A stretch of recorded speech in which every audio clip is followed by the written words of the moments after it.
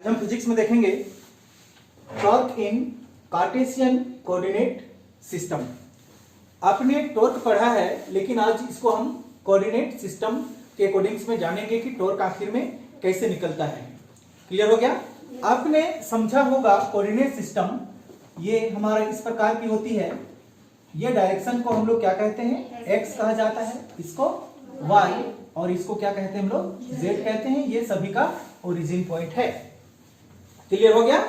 Suppose that इस direction की बात करें तो ये टोटल, ये इसका क्या कहलाएगा? आर कहलाएगा। ये भी इसका क्या कहलाएगा? आर। और ये भी इसका क्या है? आर। रेडियस ही तो मान लेंगे। ये किस फॉर्म पे है? सर्कल के फॉर्म पे है। ये रोटेट करती है, रोटेट करेगी। क्लियर हो गया बात? अब यहां भी समझ लेते हैं। सपोज दैट यहां से O से इस पॉइंट का एक हम डिस्टेंस लेते हैं। यहां से O से लेके इस पॉइंट का डिस्टेंस, इसको हम क्या मान लेते हैं? स्मॉल x मान लेते हैं। क्लियर हुई बात? अब x डायरेक्शन का हम यूनिट वेक्टर जानते हैं। क्या होता है इस डायरेक्शन का यूनिट वेक्टर? आई कैप। यहां पर भी हम एक डिस्टेंस मान लेते हैं। ये डिस्टेंस को हम क्या मान लेते हैं? y मान लेते हैं, स्मॉल y। और इस डायरेक्शन का यूनिट जो वेक्टर होगा वो क्या होगा? j cap. और इस डायरेक्शन का यूनिट वेक्टर हमारा क्या होता है? k cap. क्लियर हो गया? इतनी सी बात आप समझ में आ गया होगा, आपको पहले पता होगा। क्लियर हो गया? अब समझिए कि ये दोनों को अगर हम इस तरह से मिला दें, ध्यान से देखिएगा, इसको इस तरह से क्या कर दें? मिला दें, तो यहां पे आपको क्या लगेगा? ये फोर्स लगेगा। यही तो जानते हैं हम लोग और पढ़ते आ रहे हैं। यहां पे क्या लगेगा आपको? फोर्स लगेगा। अब ये फोर्स है, ये फोर्स किसके किसके बराबर है? चलिए ध्यान से देखिए, ये फोर्स किसके बराबर होगा? इधर ये देख रहे हैं आप, इस डायरेक्शन को क्या बोले हम लोग? x। तो इस डायरेक्शन का फोर्स के लिए हम क्या लिखेंगे? Fx। यहां का यूनिट वेक्टर क्या है? I।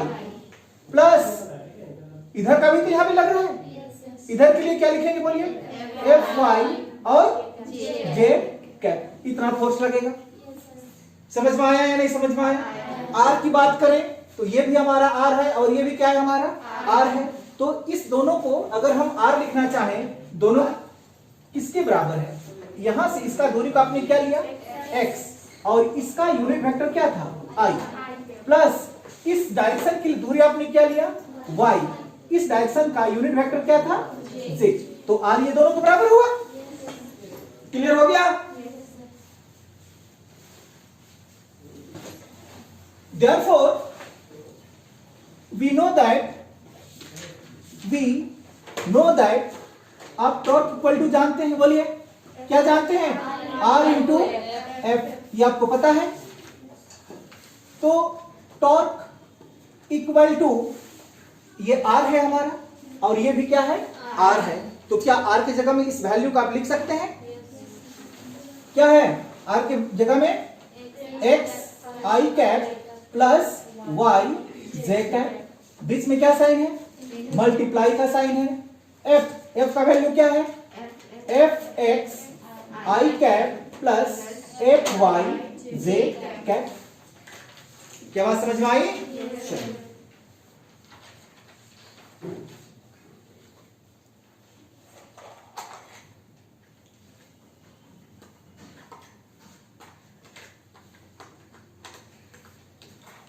अब मल्टीप्लाई तो कर पाएंगे या नहीं कर पाएंगे? तो कीजिए मल्टीप्लाई। एक बार इसको इसके साथ, एक बार इसी को इसके साथ। समझ में आया?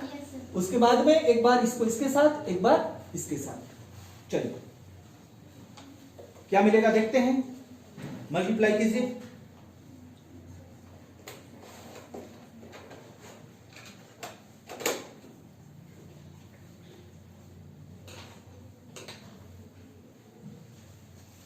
मल्टीप्लाई करेंगे। चलिए ध्यान से देखिएगा, क्या है हमारे पास में? x आई कैप इंटू क्या है? f x i cap. क्या बात समझ में आया? फिर क्या साइन है? प्लस क्या लिखेंगे? x i cap into f y j cap. बात समझ में आया? फिर बीच में क्या साइन है? प्लस। बोलिए क्या लिखेंगे? वाई जे कैप इंटू एफ एक्स आई कैप लिखेंगे क्या? फिर बीच में क्या साइन है? प्लस का। अब वाई जे कैप इंटू एफ वाई जे कैप। क्लियर?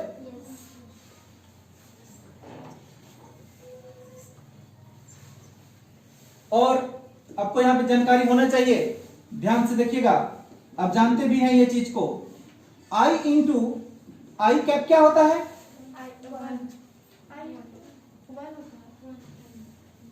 जल्दी बोलिए।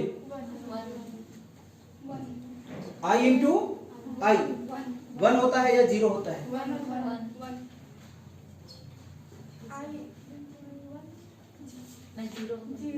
क्या होता है? 0 होता है। याद आया कुछ आपको? Yes sir. नहीं आया? आया होगा। सर आई ना होता 1 होता है, आई जे ना 0 होता है। आई जे तो के होता है। हां आई जे नहीं समझ में आया? आया। उसी तरह से आपके पास में मान के चलिए जे इंटू जे क्या होगा? 0। अगर आपके पास में क्या हो k इंटू के तो क्या होगा? 0। समझ में आ गया? Yes sir. आपने ये भी सीखा है i इंटू क्या है हमारे पास में? j इक्वल टू क्या होता है? k होता है। होता है या नहीं होता है? j इंटू के इक्वल टू क्या होता है? i होता है। होता है नहीं होता है?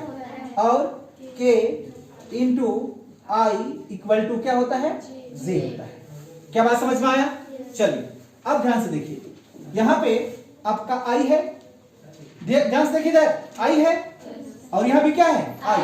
आई इंटू आई सीधे क्या आएगा? 0। मतलब ये 0 आया तो इसका टोटल वैल्यू कितना आ गया? 0।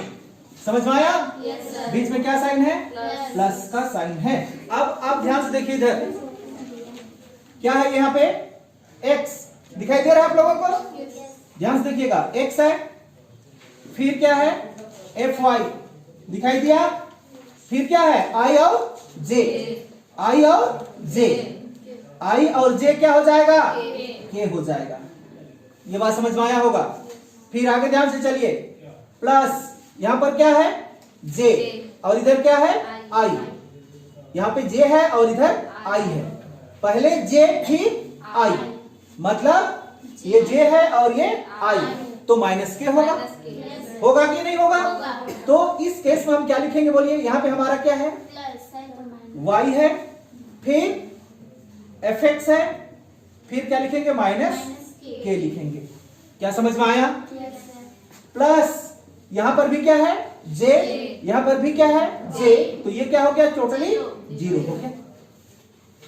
क्लियर हुई बात? और टॉर्क इक्वल टू, ये 0 को नहीं लिखते हैं, यहां पे क्या है हमारे पास में? x एफ वाई क्या है? K plus minus minus Y F X क्या है? के है। क्या समझ में आया? और टॉर्क इक्वल टू, यहां भी के है, यहां भी क्या है? के है। कॉमन बाहर निकाल दीजिए, कॉमन बाहर निकालेंगे तो क्या होगा? के, और क्या बचा इधर?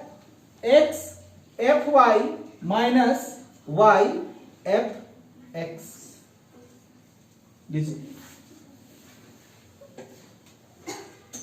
आया समझ में? पूछना है कहीं पे?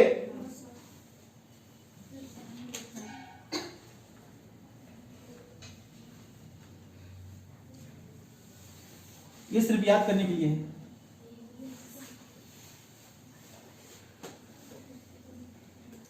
ये माइनस के कैसे आया पता चला आप लोगों को? कैसे आया माइनस के? जे से नहीं, जे से किधर गए? आई की ओर, मतलब क्लॉकवाइज। क्लॉकवाइज में क्या होता है? माइनस होता है। ये हमारा जे है, जे से आई की ओर आए तो वो माइनस के, अगर आई से जे की ओर आते तो प्लस के। हम पढ़ चुके हैं ये।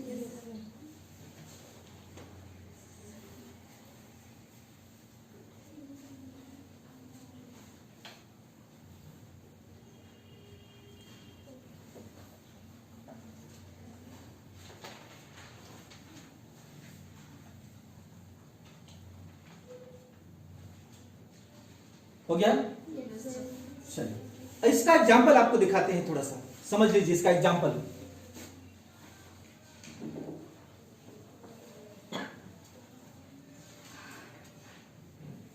ये दरवाजा है हमारा, क्या है? दरवाजा। यहां पे हेंचेस लगी होती है, क्या बात समझ में आ गया? अब दरवाजा को में हम जब फोर्स लगाते हैं तो इसमें क्या होता है? रोटेशनल मोशन पैदा होती है। क्या ये दरवाजा आगे को जाता है? क्या करता है? वो गोल गोल घूमता है। मतलब एक तरह से बोले तो दरवाजा में भी हमारा क्या जनरेट होती है? टॉर्क जनरेट होती है। होती है नहीं होती है? और टॉर्क को जनरेट कराने के लिए हमारा कपल ऑफ फोर्स चाहिए, चाहिए या नहीं चाहिए? कपल ऑफ फोर्स मतलब दो इक्वल फोर्स लेकिन टर्मिनल पोजीशन पे लगने वाला जो डायरेक्शन हो क्या हो? अपोजिट हो। उसी को हम लोग क्या कहते हैं? कपल ऑफ फोर्स कहते हैं। अब ध्यान से देखिए, मान के चलिए आप इस दरवाजा को इस डायरेक्शन पे फोर्स लगाए, क्लियर हो गया? तो यहां पे तो हमने एक ही फोर्स लगा रहा है, लेकिन ये रोटेट क्यों हो रहा है? इसमें टॉर्क क्यों पैदा हो रहा है? समझ में आ रही है बात? जबकि टॉर्क पैदा करने के लिए कपल ऑफ फोर्स चाहिए। आपने दरवाजा को पकड़ के ढकेला, उधर इस डायरेक्शन पे फोर्स लगाया, दरवाजा उस डायरेक्शन पे रोटेट किया, उस डायरेक्ट में टॉर्क जनरेट किया, लेकिन टॉर्क को जनरेट करने के लिए हमारा कपल ऑफ फोर्स चाहिए, चाहिए या नहीं चाहिए? तो और एक फोर्स कहां से निकलता है? और एक फोर्स निकलता है जहां पे आपका हेंचेस लगा हुआ है, वहां से उल्टा डायरेक्शन पे फोर्स लगता है। इस डायरेक्शन पे क्या लगता है? फोर्स लगता है। क्या बात समझ में आ गया? उस डायरेक्शन पे अगर आप फोर्स लगा रहे हैं तो यहां पे लगा हुआ है हेंचेस। हेंचेस का मतलब समझते हैं ना? इसको हम लोग के बोलचाल की भाषा में कब्जा कहा जाता है। समझ पा रही है? वो इसके उल्टा दिशा में क्या लगाता है? फोर्स लगाता है। तभी हम लोग दरवाजा को क्या कर पाते हैं? रोटेट कर पाते हैं। क्या बात समझ में आई? चलिए एक और हम लोग इंपॉर्टेंट टॉपिक की ओर बढ़ेंगे जिसका नाम है हमारा angular momentum. Angular momentum.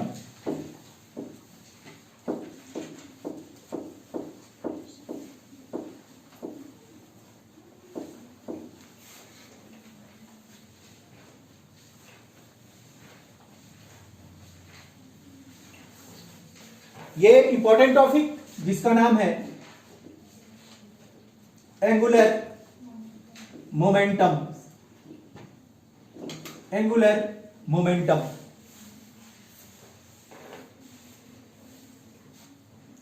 Angular momentum समझ लो।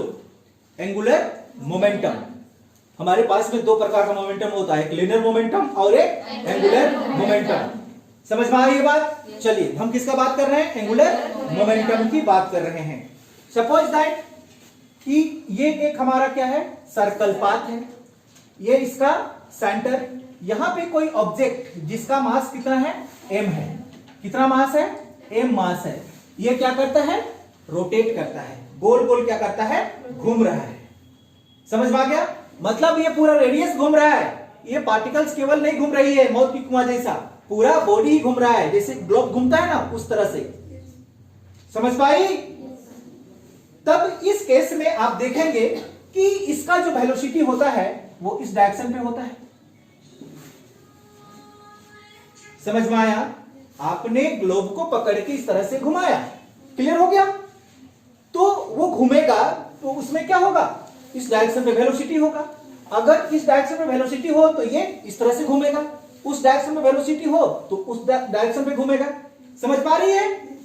तो कुछ समय बाद ये जो पार्टिकल्स है वो यहां पर पहुंच जाती है। पहुंचेगी, घूमेगी तो पहुंचेगी या नहीं पहुंचेगी? बोलिए। इस पॉइंट पे पहुंच जाएगी, इस पॉइंट पे। तो यहां से लेकर इसके बीच में क्या क्रिएट हुआ? एंगल क्रिएट हुआ। हुआ या नहीं हुआ? और ये जो वेलोसिटी है, ये वेलोसिटी को हम लोग किसके नाम से जानते हैं? एंगुलर वेलोसिटी के नाम से जानते हैं। बोलिए, जानते हैं कि नहीं जानते हैं? ये क्या है? वेलोसिटी कर रहा है, लेकिन गोल गोल चक्कर में वेलोसिटी कर रहा है। और इस वेलोसिटी को क्या कहते हैं हम लोग? Angular velocity. और इसको रिप्रेजेंट करते हैं किससे? ओमेगा से रिप्रेजेंट किया जाता है। समझ में आ रहा है? और इसका ये क्या है? रेडियस है, यानी कि इसको हम क्या मान सकते हैं? आर मान सकते हैं। क्लियर? हम आपने ये भी सीखा था, इसको किसके नाम से जानते हैं हम लोग? किसके नाम से जानते हैं? आर्म ऑफ रोटेशन के नाम से जानते हैं। क्या कुछ समझ आ रही है बात? ये वाला पॉइंट को किसके नाम से, आर को किसके नाम से जानते हैं? आर्म ऑफ रोटेशन के नाम से जानते हैं। याद आया होगा कुछ चीज? अब यहां पे समझ लेते हैं। आपको पता होगा कि जो लीनियर मोमेंटम होता है, क्या linear momentum, linear momentum equal to क्या होता है हमारा? m इंटू वी, यानी कि मास इंटू वेलोसिटी होता है क्या? m into V, mass into velocity. अब लीनियर मोमेंटम को आप रिप्रेजेंट किससे करते हैं? p वेक्टर से। लीनियर मोमेंटम को किससे रिप्रेजेंट किया जाता है? p वेक्टर से। तो p वेक्टर इक्वल टू आपको क्या मिला? mv मिलेगा, मास इंटू वेलोसिटी मिलेगा। मिलेगा कि नहीं मिलेगा? अब समझिएगा बात यहां पे, moment of momentum, moment of momentum, बोलिए क्या लिखे हम लोग? Moment of momentum. ये केवल क्या है? मोमेंटम है। ऊपर वाला क्या है? केवल मोमेंटम है। लेकिन हमने क्या लिखा? Moment of momentum. मोमेंट का मतलब आपको पता होगा, इफेक्टिवनेस, प्रभाव, जिसको कहते हैं मोमेंट का मतलब। तो यहां पे ये क्या प्रभाव डालेगा? Moment of momentum. बोलिए, ध्यान से देखिएगा, मोमेंट ऑफ मोमेंटम। अगर आप ये आर को बढ़ा देते हैं तो इसका रेडियस हमारा क्या हो जाएगा? बढ़ जाएगा।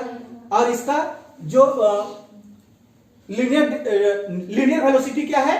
फर्क पड़ जाएगा। पड़ेगा या नहीं पड़ेगा? जितना आर को बढ़ाइएगा वो उतना ज्यादा दूर से क्या करेगा? रोटेट करेगा। समझ में आ गया? तो उसका लीनियर जो क्या बोलेंगे, लीनियर जो वेलोसिटी है वो क्या हो जाएगा? अंतर हो जाएगा। होगा या नहीं होगा? तब इस केस में आप moment of momentum, moment of momentum को क्या लिख सकते हैं? ये रेडियस हमारे पास में आर है, इनटू क्या होगा हमारे पास? P. R into p. R क्या है? रेडियस, ये वाला, यानी कि arm of rotation, into p क्या है? Linear momentum. समझ में आ गया? उसका आर है और वो क्या है? लीनियर मोमेंटम में है। तो डिफरेंस सी बात है कि वो क्या बनाएगा? सर्कल मोशन बनाएगा, क्योंकि उसके पास में क्या है? आर है। समझ में आया? और इसी मोमेंट ऑफ मोमेंटम को हम लोग क्या कहते हैं? एंगुलर मोमेंटम कहा जाता है। क्या कहते हैं? एंगुलर मोमेंटम कहा जाता है। अब समझेंगे ये पॉइंट को। मोमेंट ऑफ मोमेंटम को ही क्या कहते हैं हम लोग? एंगुलर मोमेंटम कहते हैं। और थोड़ा सा समझा देते हैं। लीनियर मोमेंटम में को हम किससे रिप्रेजेंट करते हैं? P से करते हैं। तो लीनियर मोमेंटम में क्या होता है? मास इंटू वेलोसिटी तो होता है। किस केस में? जब वो सीधी रेखा में चल रहा होता। अगर इसके पास भी क्या है? मास है, और यहां पे क्या है? वेलोसिटी है, लेकिन ये रोटेट कर रहा है तो इसमें क्या आ गया? हमारा रेडियस आ गया। और इसी को हम लोग क्या कहते हैं? Angular momentum.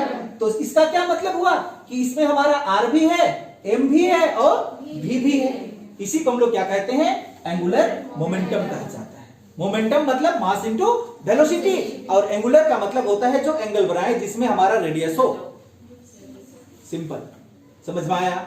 इसी को हम लोग क्या कहते हैं? एंगुलर मोमेंटम कहा जाता है। यानी कि एंगुलर मोमेंटम इक्वल टू क्या होगा? R into linear momentum. अब लीनियर मोमेंटम की वेलोसिटी आपके पास में है। समझ में आया? यहां पे लिखना चाहते हैं तो फिर से लिख दीजिए। एंगुलर मोमेंटम इक्वल टू क्या मिलता है आपको? R into P. यानी कि मोमेंट ऑफ मोमेंटम को ही क्या कहते हैं? एंगुलर मोमेंटम कहा जाता है। अब यहां पे और हम लोग समझेंगे कि ये एंगुलर मोमेंटम क्या काम करती है, किस प्रकार का काम करती है। समझ में आ रहा है? चलिए आपको समझाते हैं हम यहाँ पे ये क्या उपयोग है हम लोग का जीवन में। कि आपने साइकिल चलाया होगा, चलाए या नहीं चलाए? जब साइकिल आप चला रहे होते होंगे तो वो बैलेंस होती है, होती है नहीं होती है? लेकिन जैसे ही साइकिल को खड़ा करते हैं क्या साइकिल बैलेंस रहती है? रहती है।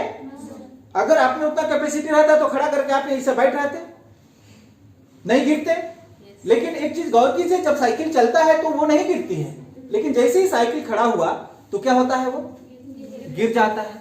दूसरे एग्जांपल देखें आपने, लट्टू देखे आपने, लट्टू टॉप देखे हैं कि नहीं देखे? तो उसको जैसे आप क्या करते हैं, जोर से घुमा देते हैं तो वो क्या होता है, घूमता है। लेकिन आप उसको ऐसा कहीं पे रख के छोड़िए तो वो गिर जाएगा। क्यों ऐसा होता है? क्योंकि जब वो घूम रहा होता है, जब उसमें वेलोसिटी होती है, तब उसमें क्या होता है, हमारा एंगुलर मोमेंटम होता है। और यही एंगुलर मोमेंटम के कारण क्या होता है, वो बैलेंस में आ जाती है। क्या बात समझ में आया?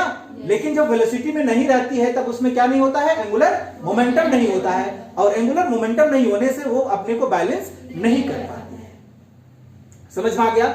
जितना ज्यादा स्पीड रहेगा उतना ज्यादा क्या क्रिएट होता है, एंगुलर मोमेंटम क्रिएट होता है। आपने देखे होंगे लट्टू जब बहुत स्पीड के साथ में घूम रहा होगा तो एकदम सीधा खड़ा होकर घूमता है, लेकिन जैसे जैसे उसका स्पीड क्या होता है, कम होता है, तब वो लड़खड़ाने लगता है गिरने के लिए। क्यों? क्योंकि उसका धीरे धीरे मोमेंटम कम हो रहा है। बात समझ में आई? इसको कहते हैं मोमेंटम। अभी हम बहुत सारा चीज को क्या करेंगे, क्लियर कर देंगे। क्लियर हो गया? अगर आप लिखना चाहते हैं तो लिख सकते हैं, हम लिखा भी देंगे। यहां पे लिखिए,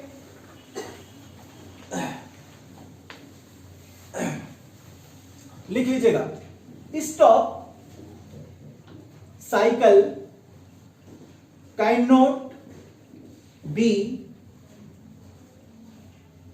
बैलेंस्ड। जब साइकिल क्या हो, रुका हुआ हो, तो वहां पे क्या बैलेंस होता है, नहीं होता है। अपने प्रैक्टिकल करके देखा है कि आप साइकिल में बैठ दीजिए तो और उसको मत चलाइए, स्टॉप में रखिए, वो आप बैलेंस कर पाते हैं? आप गिर जाइएगा।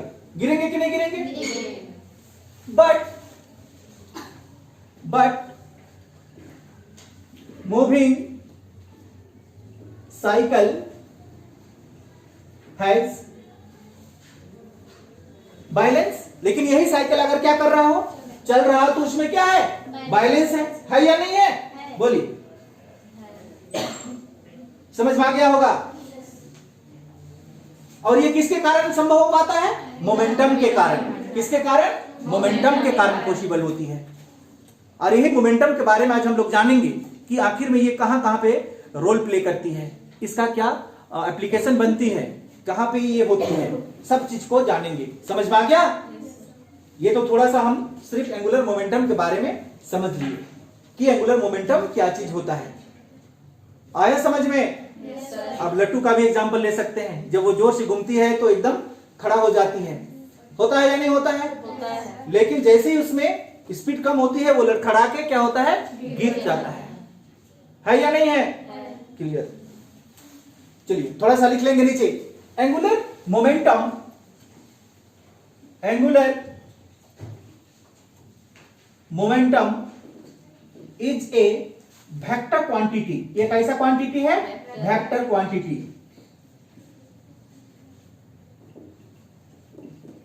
ये वेक्टर क्वांटिटी है, एंगुलर मोमेंटम वेक्टर क्वांटिटी है।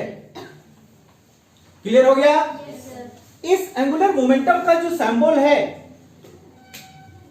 किसका? एंगुलर मोमेंटम का सिंबल कैपिटल एल से रिप्रेजेंट किया जाता है। समझ में आई बात? ये इसका सिंबल, किसका सिंबल?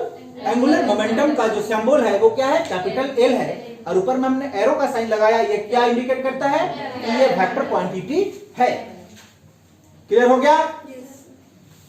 चलिए अब इसकी हम डायरेक्शन की बात कर लेते हैं थोड़ी सी। किसकी बात करें? डायरेक्शन कि आखिर में हमारा एंगुलर मोमेंटम किस डायरेक्शन पे लगता है। तो ये भी हमारा किस रूल पर आधारित है? राइट हैंड पाल्म रूल पे आधारित है। समझ पाई? जैसे ध्यान से देखिए, ये आपका मास हो गया और इस डायरेक्शन पे क्या है? वेलोसिटी है। तो आपने इस हाथ को किया और जिस डायरेक्शन पे क्या है इसका? वेलोसिटी है, उस डायरेक्शन पे अंगुली को क्या कर दीजिए? मोड़ दीजिए इस तरह से। और जिस तरह से आपका थंब्स डायरेक्शन करेगा वही डायरेक्शन किसका कहलाएगा? एंगुलर मोमेंटम का डायरेक्शन है। किसका डायरेक्शन की ओर मुड़े? वेलोसिटी की डायरेक्शन की ओर मुड़े। किसको? अपनी अंगुली को। तो ये थंब्स जिस ओर डायरेक्ट करता है वही क्या कहलाता है? Direction of angular momentum. समझ में आ गया? इसका डायरेक्शन किधर है? डायरेक्शन किधर है? इट इज बेस्ड ऑन, क्या लिखेंगे? Right hand palm rule. समझ में आती होगी बात? अगर आपका वेलोसिटी इस डायरेक्शन पे है, ध्यान से देखिए, किधर? इस डायरेक्शन पे क्या है? वेलोसिटी। तो इस हाथ को मोड़िए, आप ऐसा नहीं मुड़ सकते हैं, तो इधर नीचे मोड़ने के लिए वेलोसिटी की ओर इसको पलटना होगा, तब आप किधर मोड़ेंगे? वेलोसिटी की ओर। तो डायरेक्शन किधर गया? उधर। समझ में आया होगी बात? एंगुलर मोमेंटम का डायरेक्शन किस पर आधारित है? It is based on right hand palm rule. Clear हो गया? चलिए, तो फाइनली आपको यहां पे एक रिजल्ट मिल के आता है, एल। क्या है ये? एल। एल का मतलब एंगुलर मोमेंटम। तो ये हमारा क्या क्वांटिटी है? वेक्टर क्वांटिटी है। तो एल इक्वल टू आपको क्या मिला? जल्दी बोलिए। आर इंटू पी मिला। यही हमारा क्या कहलाता है? एंगुलर मोमेंटम कहलाता है। और ये कब पॉसिबल है? ये कब पॉसिबल है? जब ऑब्जेक्ट क्या कर रहा हो? मूव कर रहा हो। समझ पाई? स्टॉपेज या रेस्ट पोजीशन पे कोई ऑब्जेक्ट है तो उसमें हमारा मोमेंटम नहीं होगा। ये पॉसिबल कब होती है? जब ऑब्जेक्ट हमारा मूव में हो, मोशन में हो। क्लियर हो गया? अगर इसके बारे में भी लिखना चाहते हैं तो 2 लाइन लिख लीजिए। It is possible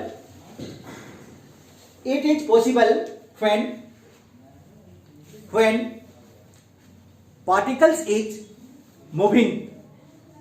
It is possible when particles is moving. क्या बात समझ में आया? अगर पार्टिकल्स मूव नहीं कर रहा हो तो उसमें हमारा मोमेंटम नहीं होगा। वही साइकिल वाली बात या लट्टू वाली बात, नहीं घूमेगा तो वो खड़ा नहीं हो सकता है, अपने आप को बैलेंस नहीं कर पाएगा। लेकिन जब वो चलना शुरू किया तो उसमें क्या आ जाएगी? स्टेबिलिटी आ जाएगी, उसमें क्या आएगी? बैलेंस आ जाएगी। खड़ा होता है साइकिल, होता है या नहीं होता है? 2 ही तो पहिया है। जब वो रुका हुआ है तो क्यों गिरता है? चलते समय क्यों नहीं गिरता है? समझ पा रही है? किसके कारण? मोमेंटम के कारण। यहां पे थोड़ा सा इसका साइन कन्वेंशन भी आप समझ लीजिएगा। किसका? मोमेंटम का।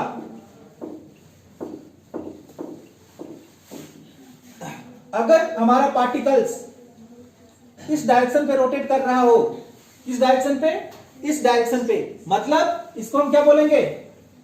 Anti clockwise. है या नहीं है?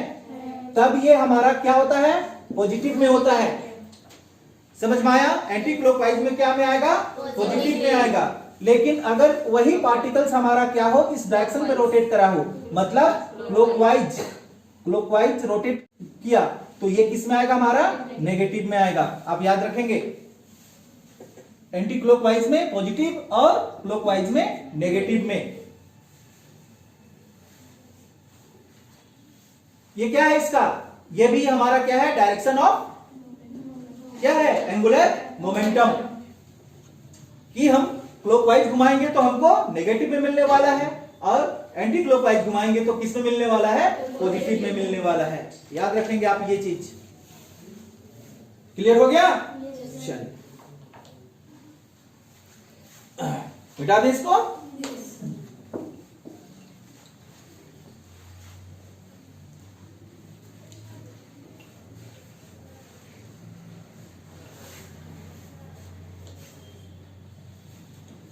अगला टॉपिक हमारा relation between angular momentum and MI, moment of inertia. Angular momentum और मोमेंट ऑफ इनर्शिया में क्या संबंध है? समझ में आ गया? चलिए, इस टॉपिक को जाने से पहले एक बार आपको और हम एक बार रिमाइंड करा देते हैं कि आपने रिलेशन के बारे में जाना होगा, जानते होंगे ना। ये ए हमारा क्या होता है? Linear acceleration. इसके साथ में हमारा एंगुलर एक्सेलरेशन का क्या संबंध है? ए इक्वल टू आर अल्फा। समझ में आती है? अगर ये हमारा लीनियर वेलोसिटी है, क्या है ये? लीनियर वेलोसिटी है, तो एंगुलर वेलोसिटी के साथ में क्या संबंध होगा इसका? Are omega. ओमेगा का मतलब एंगुलर वेलोसिटी, आर मतलब रेडियस। ये क्या है? Linear velocity. ये आप जान के रखे हैं। क्लियर हुए बात? ओमेगा क्या है यहाँ पे? Angular velocity. ये रिलेशन होती है दोनों पे। क्लियर हो गया? चलिए, we know that capital L equal to, आपने क्या जाना? R into T। R into T जाना। क्लियर हो रही बात ना? हाँ। और L इक्वल टू R है या नहीं है? इंटू ये P क्या था हमारा? Linear momentum. तो लीनियर मोमेंटम इक्वल टू क्या होता है? mv होता है। तो P की जगह में क्या आप mv लिख सकते हैं?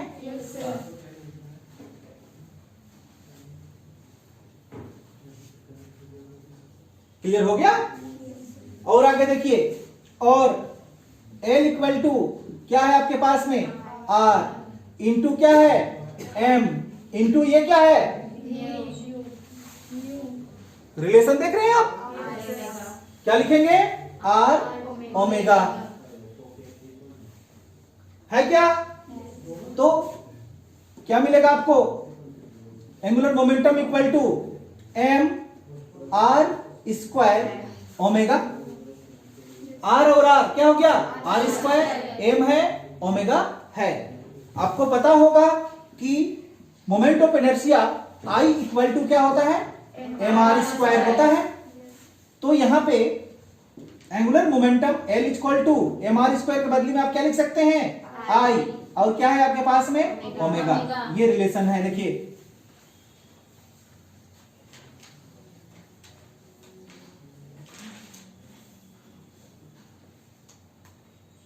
आया समझ में? डाउट है? इसकी यूनिट की बात कीजिए। किसका? यूनिट ऑफ L, यानी कि एंगुलर मोमेंटम की। चलिए ध्यान से देखिएगा, यहां से उठाते हैं इसका रेडियस यूनिट। ये क्या है? R। R का मतलब एक प्रकार का रेडियस मतलब लेंथ है कि नहीं है? ये लेंथ है। तो ये R की जगह में क्या लिखे? मीटर। फिर क्या है? M यानी कि मास इंटू kg। ये क्या है? वेलोसिटी। वेलोसिटी मीटर पर सेकेंड नहीं है, मीटर पर सेकेंड। मीटर पर सेकेंड। तो आपको क्या मिला? बोलिए। kg मीटर स्क्वायर पर सेकेंड, इसका यूनिट। किसका? एंगुलर मोमेंटम का।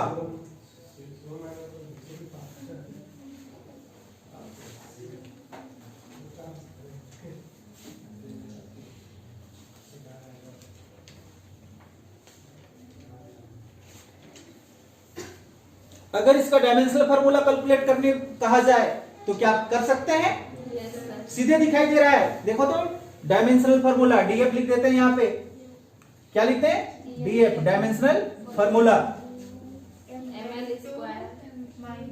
देखो ये क्या है?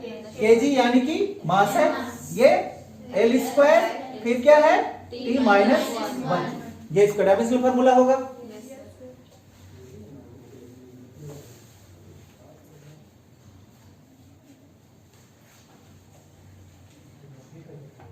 क्लियर हो गया? Yes sir. चलिए, अब हम लोग कैलकुलेट करने सीखेंगे। किसको? एंगुलर मोमेंटम को।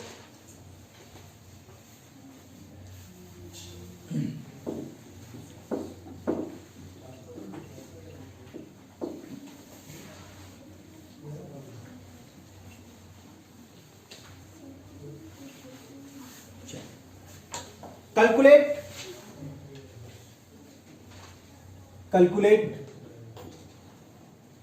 एंगुलर मोमेंटम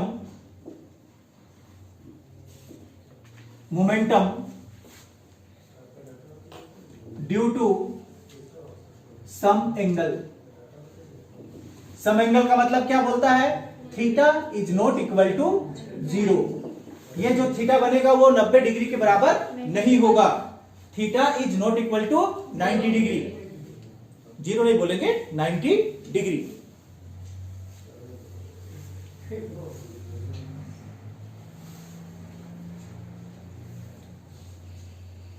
क्लियर हो गया? चलिए, ये कोई सिस्टम ऑफ पार्टिकल्स है, ये इसका सेंटर ऑफ मास, इसका आर कहलाएगा, ये क्या कहलाएगा? आर। यहां पे लगने वाला जो एंगुलर मोमेंटम है वो किसके बराबर नहीं होना चाहिए? 90 डिग्री के बराबर नहीं होना चाहिए। समझ में आ रही है बात? तो ये किस डायरेक्शन में पड़ेगा हमारा? इस डायरेक्शन में पड़ेगा। समझ में आ गया? इस डायरेक्शन में पड़ेगा तो आप इसको P से भी रिप्रेजेंट कर सकते हैं या चाहे तो V से भी रिप्रेजेंट कर सकते हैं। V for velocity, P for linear momentum. समझ में आया? समझ पा रही है क्या? Yes sir. अब इसको आगे करके आप ट्रेस कर देंगे इस तरह से, तो आपको एक डायरेक्शन मिलता है इधर। ये दोनों के बीच में क्या बना? एक एंगल थीटा बना या नहीं बना?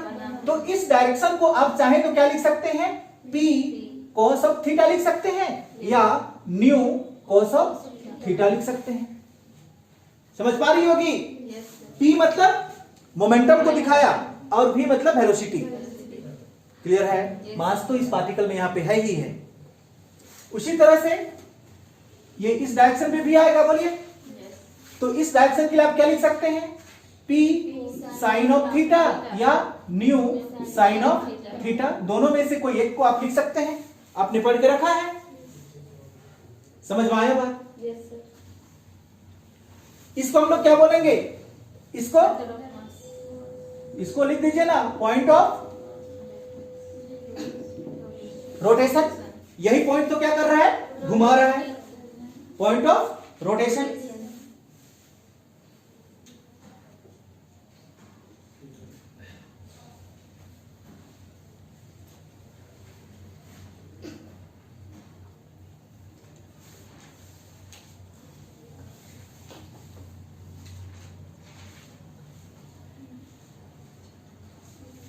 हो गया? क्लियर है इतना दूर? पूछना है? नहीं पूछना है। चलिए, अब हम लोग इसको निकालते हैं। Angular momentum is due to angular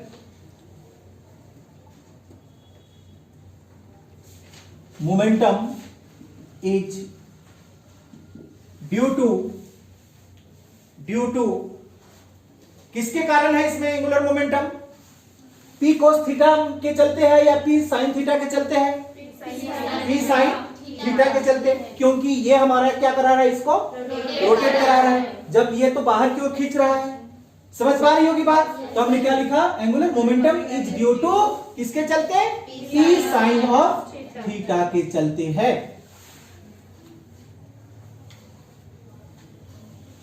clear हो गया? अगर आपने यहां पे देखा P sin थीटा या V sin थीटा, आप P sin थीटा भी लिख सकते हैं या न्यू sin थीटा भी लिख सकते हैं। ये जो वेलोसिटी है कहां पे लगा है?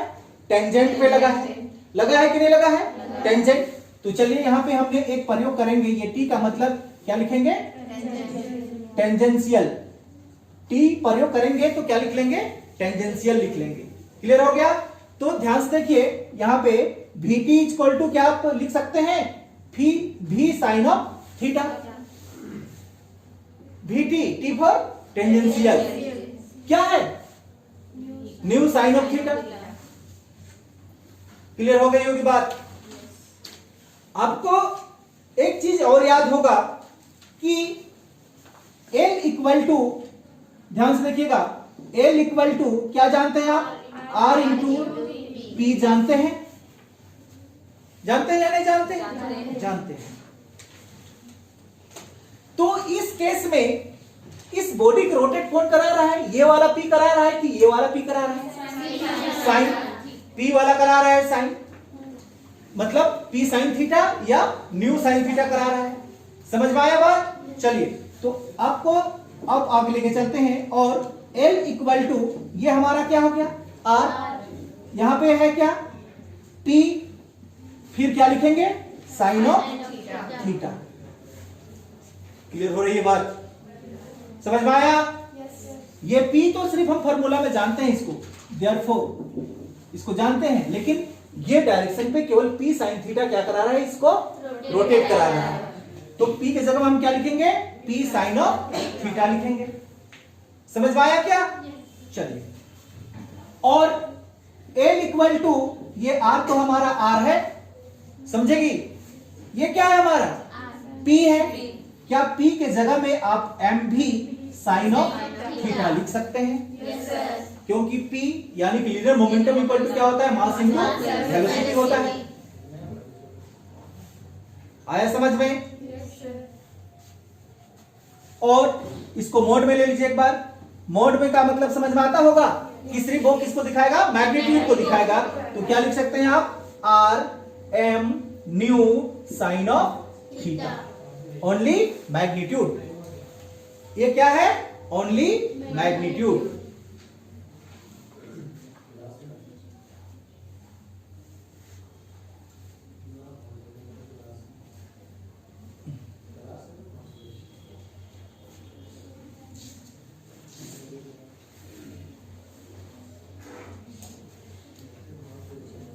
ये कहां का थीटा है, आर और न्यू के बीच का। ये वाला आर ही तो है, ये डॉटेड लाइन में बनाए, ये क्या है, आर ही तो है, और ये क्या है, न्यू। ये दोनों के बीच का एंगल क्या है, थीटा। अगर लिखना चाहते हैं तो लिख सकते हैं, theta is the angle between R and nu. क्या है, theta is the angle between, हमें लिख देते हैं, theta is the angle between R and nu. Nu के जगह में आप चाहें तो क्या लिख सकते हैं, पी भी लिख लीजिए। दोनों को हमने माना है, पी भी माना है और न्यू भी माना है। क्लियर हो गया? yes, sir। ये वाला क्या है, आर ही तो है।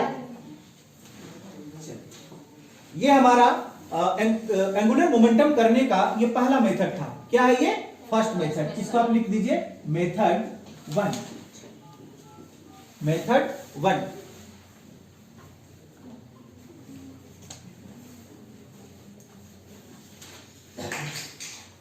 क्लियर हो रही है बात? yes, चलिए मिटा दे इसको। yes,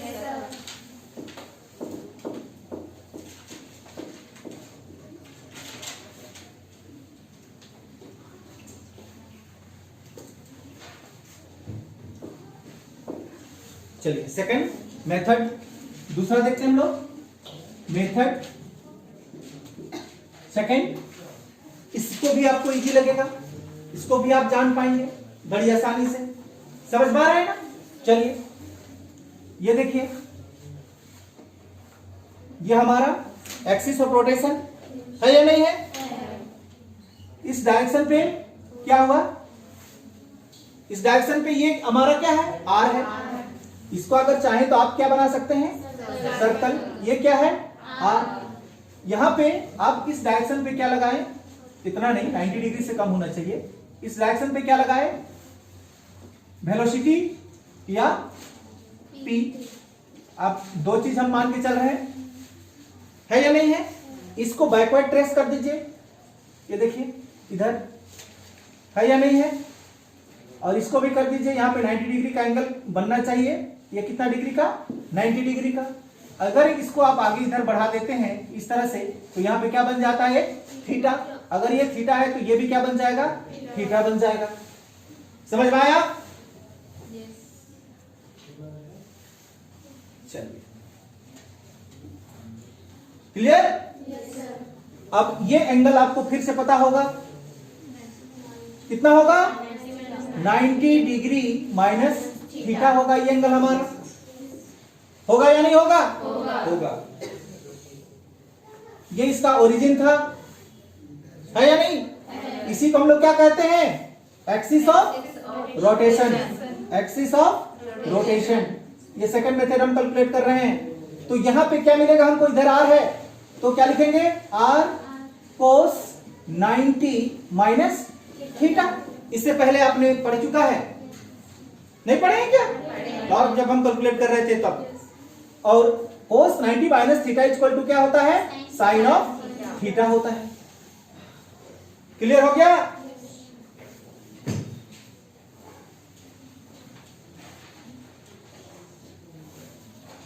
आगे बढ़े हम लोग? चलिए, अब यहां पे हमको क्या कैलकुलेट करना है? देयरफॉर एंगुलर मोमेंटम को किससे रिप्रेजेंट किए हैं? एल से। तब क्या लिखेंगे यहां पे? आर की जगह में क्या लिखें? R perpendicular. ये आर का परपेंडिकुलर है या नहीं है? इनटू क्या होगा? Into P. आपने एंगुलर मोमेंटम इक्वल टू क्या जानते हैं? आर इंटू पी जानते हैं। तो यहां पे हम आर परपेंडिकुलर लिखे, ये परपेंडिकुलर है ना, तो आर को हमने क्या कर दिया? परपेंडिकुलर कर दिया। समझ में आया? तो यहां पे आपको L equal to R perpendicular क्या है बोलिए?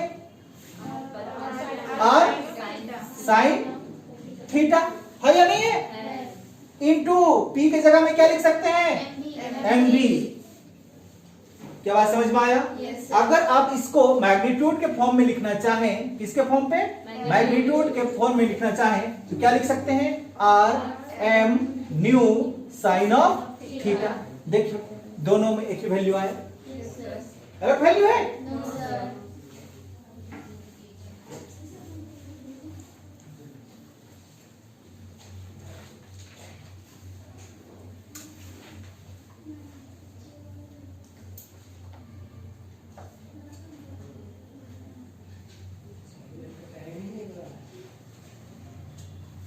समझ पाई? डाउट है?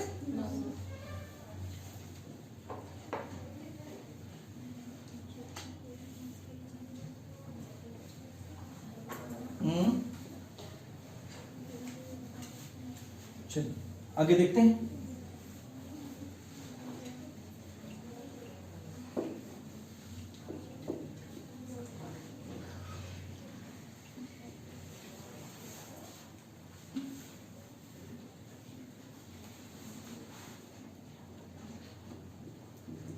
एंगुलर मोमेंटम इन कार्टेशियन सिस्टम, इससे अपने पहले पढ़ा था, पढ़े थे क्या? हाँ तो वही है कोऑर्डिनेट सिस्टम। लिखना चाहते हैं तो लिख सकते हैं, छोड़ना चाहते हैं तो छोड़ दीजिए, कोई प्रॉब्लम नहीं है। बार बार यहां पे फिगर नहीं बनाएंगे हम लोग, ठीक है? चलिए अब यहां पे r इक्वल टू किसके बराबर था? x i cap plus y J cap के बराबर था। होगा क्या? p यहां पे किसके बराबर होगा? जल्दी बोलिए। px i के बराबर। किसके बराबर? px i plus py j के बराबर। क्या बात समझ में आया? तो क्या आप L है ये, क्या है ये? L का मतलब एंगुलर मोमेंटम निकाल पाएंगे, क्योंकि आपको पता है एंगुलर मोमेंटम इक्वल टू क्या होता है? R into P। जल्दी कैलकुलेट कीजिए और निकाल के बताइए जल्दी। जस्ट इससे पहले हम लोग बनाए हैं इस प्रकार का क्वेश्चन, नहीं बनाई है क्या? क्या मिलेगा? L इक्वल टू R का वैल्यू बोलिए। x i cap plus y J cap into p का क्या वैल्यू है? px आई कैप प्लस py जे कैप। अगर आप मल्टीपल करके देखना चाहते हैं तो देख सकते हैं, छोड़ना चाहते हैं तो छोड़ सकते हैं, क्योंकि आपको वैल्यू पता है। और क्या वैल्यू पता है हम बता दें? हाँ आपको ये वैल्यू पता है, x py minus y px into k। यही तो है आपको पता। क्या समझ पाती है ये? हाँ इससे पहले तो अभी बनाई है ये। हाँ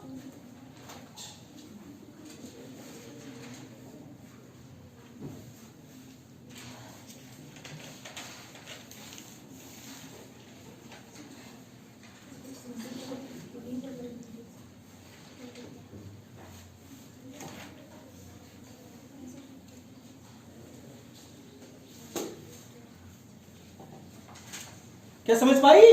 डाउट है? नहीं है डाउट?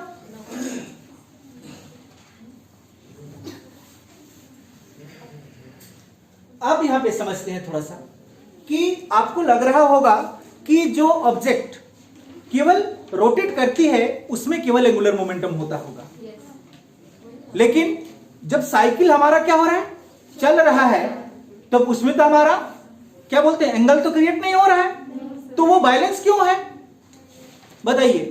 और बैलेंस तो किसकी वजह से होती है? एंगुलर मोमेंटम की वजह से होती है।